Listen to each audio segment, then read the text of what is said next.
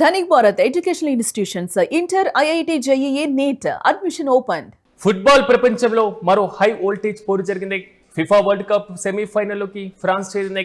మొరాకోను 2-0 తేడాతో ఓడించింది ఫ్రాన్స్. అయితే ప్రారంభం నుంచే హోరాహోరీగా ఈ మ్యాచ్ జరిగింది. ప్రపంచ కప్ చరిత్రలో ఫ్రాన్స్ వరుసగా సెమీస్ కు చేరడం ఇది మూడోసారి. 2022 ప్రపంచ కప్ సెమీఫైనల్ ను తలపించేటువంటి మ్యాచ్ జరిగింది. 2022 ప్రపంచ కప్ సెమీఫైనల్స్ లోను మొరాకోను 2-0తో ఓడించింది ఫ్రాన్స్. అయితే మంగళవారం సెమీఫైనల్స్ లో స్పెయిన్ లేదా బెల్జియంతో తలపడేటువంటి అవకాశాలు చాలా స్పష్టంగా కనబడుతున్నాయి. ప్రధానంగా ఫుట్బాల్ ప్రపంచంలో మరో హై వోల్టేజ్ పోరు అభిమానులను ఉర్రుతొలగించిందనేది మాత్రం క్లియర్ కట్ గా మనం అర్థం చేసుకోవచ్చు.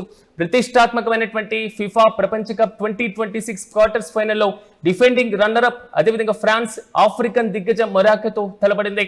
అయితే అమెరికాలోని పాక్స్ బరోలో ఉన్నటువంటి జిల్లెట్ స్టేడియంలో జరిగినటువంటి ఈ హోరాహోరీ మ్యాచ్ లో ఫ్రాన్స్ 2-0 తేడాతో మొరాకోను ఓడించి సగర్వంగా సెమీఫైనల్స్ లోకి అడుగుపెట్టింది. హోరాహోరీగా సాగినటువంటి మొదటి భాగాన్ని ఒకసారి మనం గమనించినప్పుడు మ్యాచ్ ప్రారంభమైనటువంటి నిమిషం నుంచి ఇరు జట్లు మైదానంలో కూడా ప్రతి వ్యూహాలతోనే తలపడ్డాయి. ఇక ఫ్రాన్స్ స్టార్ అయినటువంటి కిలియన్ ఎంబాపే పూర్తి స్థాయిలో మొరాకో రక్షణ శ్రేణి పైన ఒత్తిడి తీసుకురావడం, పూర్తి స్థాయిలో వారికి సంబంధించినటువంటి డిఫెన్స్ పైన ఒక వేటు వేసేటువంటి రీతిలోనే పర్ఫార్మెన్స్ చేసినటువంటి వైనాన్ని మనం చూడొచ్చు. ఇక మ్యాచ్ 25వ నిమిషంలో ఫ్రాన్స్ కు పెనాల్టీ లభించినప్పటికీ ఇక మొరాకో గోల్డ్ కీపర్ అయినటువంటి యాసిన్ బోనో అద్భుతంగా డైవ్ చేయడం, దీంతో పూర్తి స్థాయిలో పెనాల్టీని కూడా ఆకట్టుకున్నటువంటి పోయినాం. అయితే మొదటి మ్యాచ్ ముగిసేసరికి పూర్తి స్థాయిలో ఇరు జట్లు 0-0తో సమానంగా నిలిచినటువంటి వైనా మనం చూడొచ్చు. అయితే ద్వితీయార్థంలో అంటే సెకండ్ దాంట్లో ఆల్మోస్ట్ ఫ్రాన్స్ పూర్తి స్థాయిలో తన ఆట తీరును మార్చి మరింత దూకుడుగా వెళ్ళింది. తన పర్ఫార్మెన్స్ మాత్రం పూర్తి స్థాయిలో హై రేంజ్ కి తీసుకువెళ్ళింది అనేది మాత్రం నిన్న చూసిన తర్వాత అందరికీ అభిమానుల్ని ఆకట్టుకున్నటువంటి వైనం.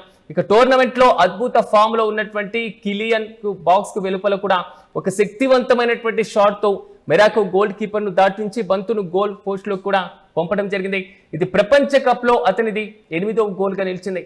ఇక మొదటి గోల్ వచ్చిన కొద్దిసేపటికే అతను అందించినటువంటి అద్భుతమైనటువంటి పాస్ ను అందుకున్నటువంటి ఉస్మాన్ డెంబలే మొరాకో డిఫెండర్లను ముగ్గురిని కూడా దించుతూ కూడా ఆల్మోస్ట్ 2వ గోల్ సాధించినటువంటి ఫ్రాన్స్ ఆధిక్యాన్ని 2-0తో పెంచడం జరిగింది.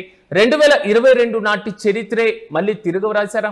ఈ మ్యాచ్ సరిగ్గా 2022 ఫిఫా ప్రపంచ కప్ సెమీఫైనల్ తలపించే విధంగానే కనబడింది. నాడు ఖతార్ లో జరిగినటువంటి సెమీస్ లో ఫ్రాన్స్ జట్టు మొరాకోను ఇదే 2-0 తేడాతో ఓడించింది. ఇప్పుడు 2026 క్వార్టర్స్ లోను అదే ఫలితం పునరావృతమైందా అంటూ కూడా చాలా మంది విశ్లేషకులు ఆశ్చర్యంగా చూస్తున్నటువంటి వైనం కూడా.